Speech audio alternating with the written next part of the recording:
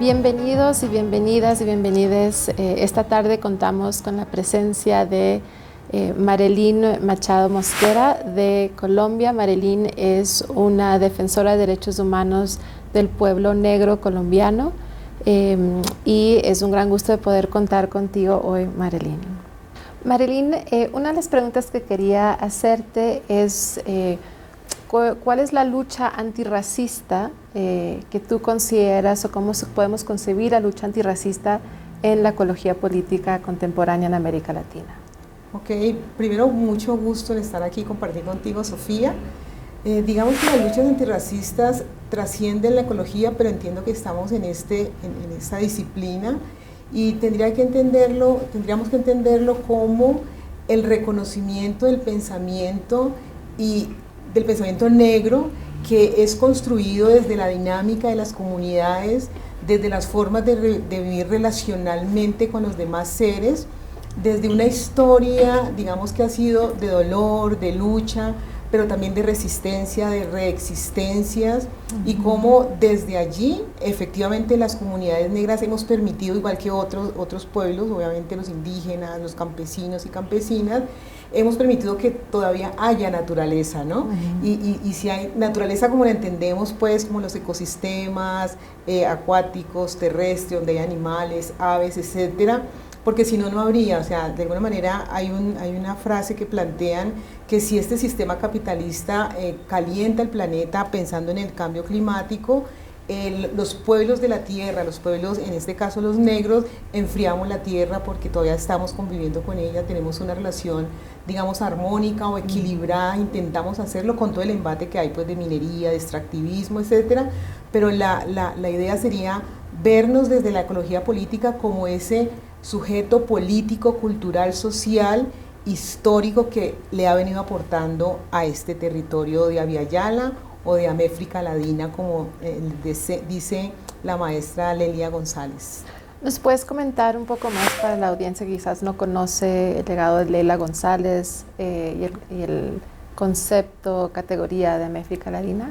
Ok, digamos que se empieza un planteamiento crítico, ¿no? De un pensamiento crítico que cuando hablamos de América Latina, de hecho, solamente nombrándolo, no aparecemos nosotros y nosotras como descendientes de africanos en este territorio, que fuimos traídos violentamente, eso lo sabemos, pero que nos apropiamos. O sea, hay una apropiación y hay una adaptación cultural, digamos, ecosistémica del pueblo negro con estos territorios que pues nos eran desconocidos, digamos, desde nuestros antepasados. Entonces, lo que hace Leila González es poner en cuestión eso, es criticar esa denominación y plantearse, así como los indígenas y otra gente se plantea pensarnos como en la Abya-Yala, pues nosotros nos planteamos como América Latina, que implica que tenemos esa raíz, digamos, de los originarios de aquí, con una presencia, digamos, europea, en este caso española, pero que es un español que por eso se dice ladino, que se habla desde acá, que es un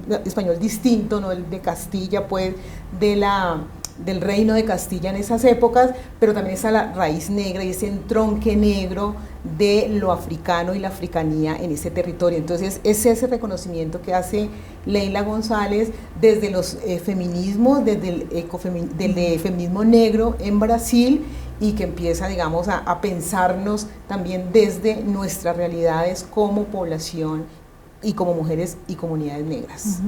Algo que hemos conversado tú y yo en algunas ocasiones es que la ecología política latinoamericana dialoga sobre todo desde el feminismo con feminismos indígenas, comunitarios, pero con el feminismo negro, por ejemplo, con el pensamiento de Leila González todavía hay, digamos, un camino, ¿no?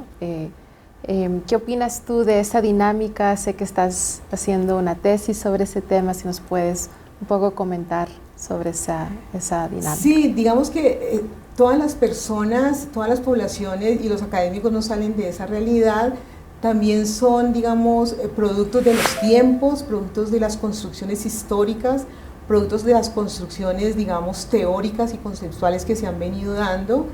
Y digamos en la historia de América Latina de alguna manera ha habido más un indigenismo, un reconocimiento incluso desde la colonia, había resguardos, se les entregó tierras, que está muy bien hacerlo, de hecho esos son los dueños, todo eso es de los originarios. Entonces hay una invisibilización de lo negro porque hay digamos un sesgo importante de no mirarlo, de invisibilizarnos, y también lo plantea mucho, en especial los brasileños, el tema del mestizaje.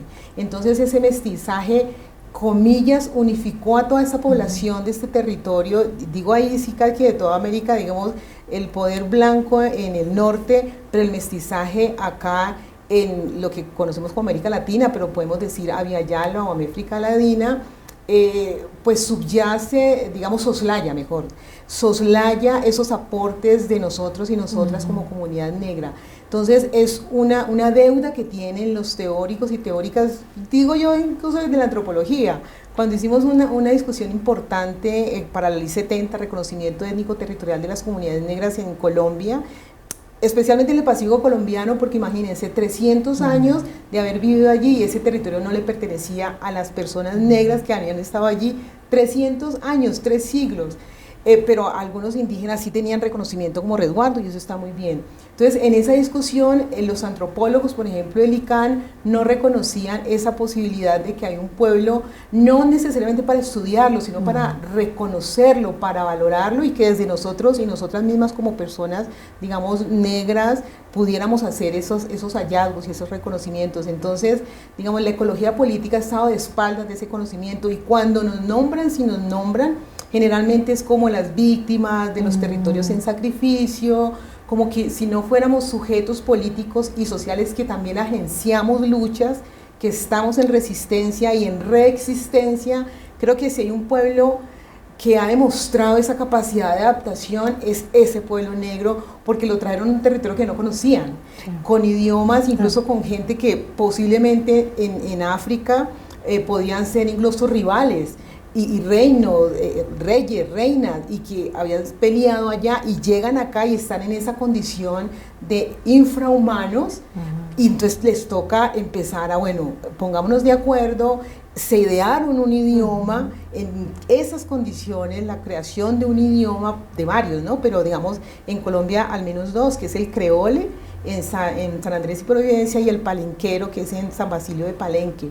Entonces hay ese desconocimiento, y allí creo que hay una potencialidad importante si efectivamente la ecología política se piensa descolonial y se piensa emancipadora. O sea, no será una ecología política emancipadora y descolonial si no se tiene en cuenta todos los sujetos, no es solamente un sujeto el que está por encima, sino todos los sujetos que estamos haciendo resistencia, así como el ecofeminismo, los hermanos indígenas, los campesinos y campesinas, y por supuesto el pueblo negro. Pero hay una tara importante en este continente, que cuesta que nos vean a nosotros como sujetos y sujetas que agenciamos, que vivenciamos, que tenemos una relación armónica con la naturaleza, y que por ello, digamos, hay naturaleza, sobre todo en el Chocó Pacífico y en otras zonas. Y algo que conversamos esta mañana contigo, con Astrid Ulloa, fue la necesidad de cuestionar el mestizaje, ¿no? Y lo que hablabas ahorita, esta deuda histórica, pero es una deuda histórica donde el mestizaje debe rendir cuentas frente a esta invisibilización, ¿no? Es decir, las buenas intenciones no son suficientes, el racismo ambiental, estructural, capital es totalmente intencional. Entonces estoy plenamente de acuerdo contigo. Y quisiera preguntarte sobre, porque tú trabajas también con mujeres negras colombianas y toda la agenda política desde ahí. ¿Cómo ves la relación con la ecología política con esas agendas y con el accionar y la praxis política también de mujeres negras en Colombia y quizás también de la región? Ok, digamos, la ecología política es un campo muy amplio, creo que es un campo, digamos, académico, que de alguna manera intenta, y eso hay que reconocerlo, digamos, superar la fragmentación epistémica y la fragmentación en categorías, ¿no? Entonces lo social parece que va por un lado, lo ecológico y lo natural pareciera que va del otro lado. Entonces la ecología política hace, digamos, ese esfuerzo y creo que lo logra de juntar eso y pensar que hay esas, digamos, esos desarrollos conjuntos, ¿no? Seres humanos y demás seres. Y las mujeres negras en el Pacífico colombiano, en el norte del Cauca, pero sé que en otras partes de la región, pues hemos venido haciendo apuestas importantes en ese sentido. Somos las paridoras de vida, hacemos una crianza mutua de la naturaleza, somos mujeres por excelencia, cuidadoras. Cuando se hace la minería ancestral, por ejemplo, las mujeres son mineras ancestrales, pero también son agricultoras, pero también pescan. O sea, hay hoy una dinámica de lo que algunos llaman, y Arturo Escobar, la ontología relacional, y está, digamos, comandada, si se quiere llamar de alguna manera, de mujeres. Y una experiencia muy bonita que tuvimos en Colombia en el 2014 fue la movilización de mujeres negras por el cuidado de la vida y los territorios ancestrales.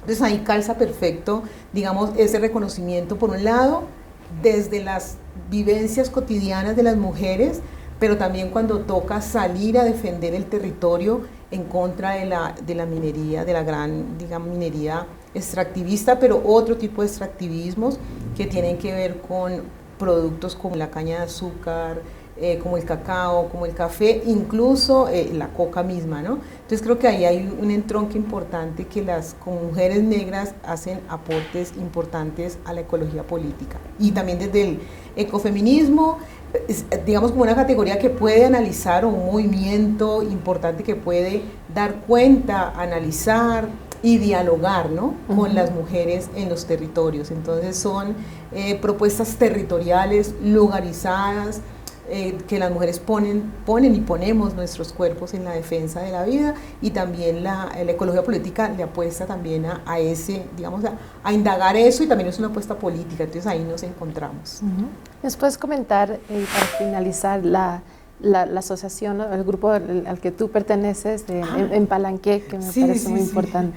Sí, pertenecemos, bueno, yo soy fundadora y es coordinadora del Proceso de Comunidades Negras. Hay que decirlo, es una organización, la organización más importante en el país negra, que generó todo un proceso de conciencia y dinamizó con otras personas y con otras organizaciones todo lo que tiene que ver con el reconocimiento de derechos étnicos territoriales en Colombia. Y en este momento estoy perteneciendo a una organización de mujeres que se llama Cuagro Richangaina, que es lengua palenquera de San Basilio de Palenque. Entonces tiene, digamos, toda esa fuerza ancestral de esa lengua que crearon nuestros ancestros y ancestras en esas condiciones que ya comentaba.